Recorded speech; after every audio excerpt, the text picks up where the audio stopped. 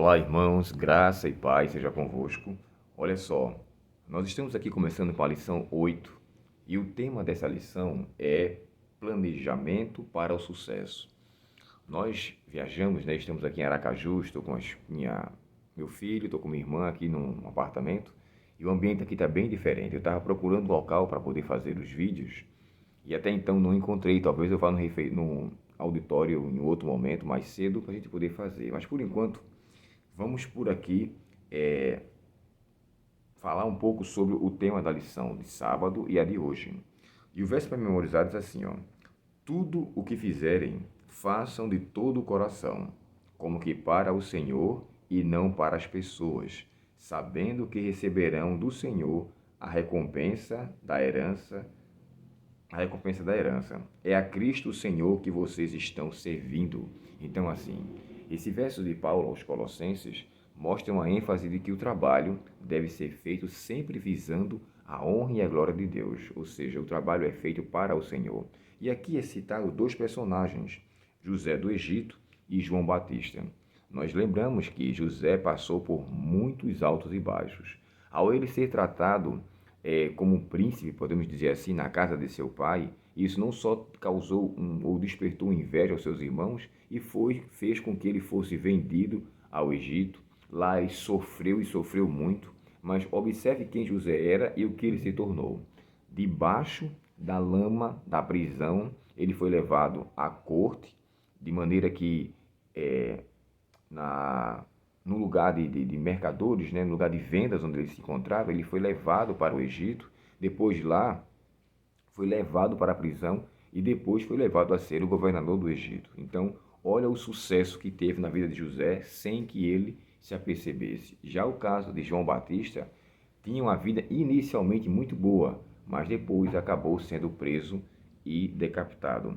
Então, a nossa vida, na verdade, ela tem que ser sempre planejada visando a espiritualidade. E quando chegamos na lição de domingo, o tema da lição é o que é importante em primeiro lugar. Teve uma lição que eu estudei antiga que dizia assim: as primeiras coisas primeiro. E nós devemos nos importar com as coisas de Deus sempre em primeiro lugar. Elas devem ser prioridade. Conhecemos um pouco, irmãos, sobre a história de Jacó. E aqui, antes de entrar na história de Jacó, o texto citado é Eclesiastes 12, verso 1, quando ali o autor Salomão, já com a idade bem avançada, ele pede para com que todos os seus leitores lembrassem de Deus nos dias de sua mocidade. É sempre propício lembrar de Deus nos momentos mais joviais. É claro que aqueles que conhecem a Cristo com a idade mais madura não estão isentos de ser por ele abençoados. Porém, aqueles que gastam seu tempo, a sua vitalidade, o seu maior vigor com as coisas espirituais, elas têm com certeza muito mais propensão em desenvolver o seu lado muito mais do que aqueles que o escolhem com idade mais madura. É tanto que Salomão aqui descreve, né? Lembra-te do teu Criador nos dias de tua mocidade. Aí ele descreve: antes que venham os maus dias, e deles não tenham prazer, dos quais venha ocorrer situações adversas. Salomão também, embora aqui o texto não fale sobre ele, mas só menciona um texto dele, ele viveu uma vida que inicialmente foi uma subida enorme, quando Deus lhe concedeu sabedoria, discernimento, percepção, e ele utilizou inicialmente para a glória de Deus, e uma das definições ou umas evidências disso é a escritura do livro de Provérbios. Provérbios foi escrito em um momento onde Salomão estava muito jovem. Já agora, quando ele escreve Eclesiastes, ele já estava com a idade bem madura. E lembrando do que ele fez, do que ele vivenciou, ele pede aqui, faz um apelo, né? Lembra-te do teu Criador nos dias da tua mocidade. E aqui embaixo, o autor da lição, ele cita a situação de Jacó.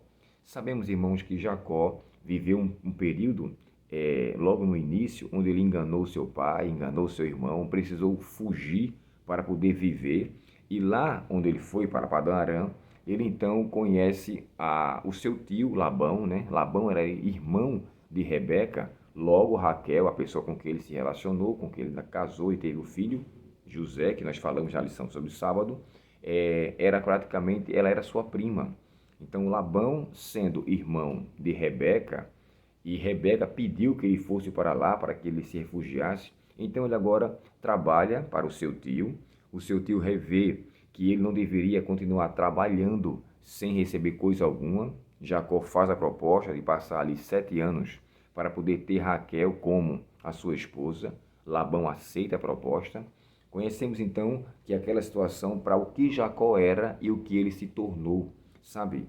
Ele faz um pacto com Deus. Quando ele fala assim, no Vale de Jaboque, ele fala, se eu voltar em paz e que se o Senhor me conceder bênção, ele pede para que, claro, diante ainda do contato que ele iria ter com seu irmão Esaú, ele pudesse ter paz.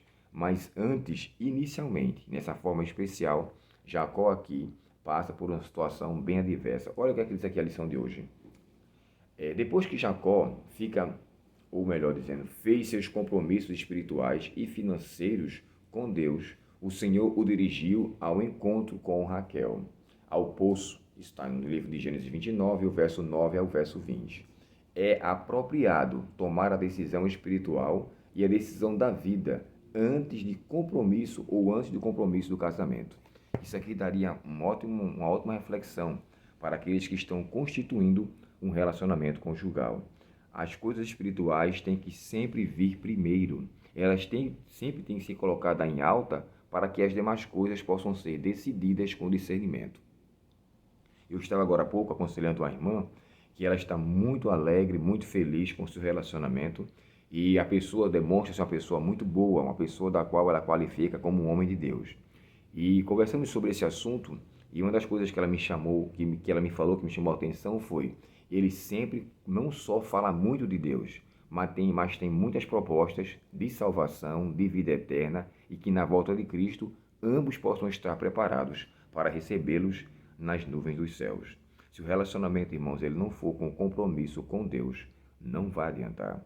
E é interessante porque assim foi que Jacó fez antes até de contrair um relacionamento com Raquel. E isso serve para nós hoje.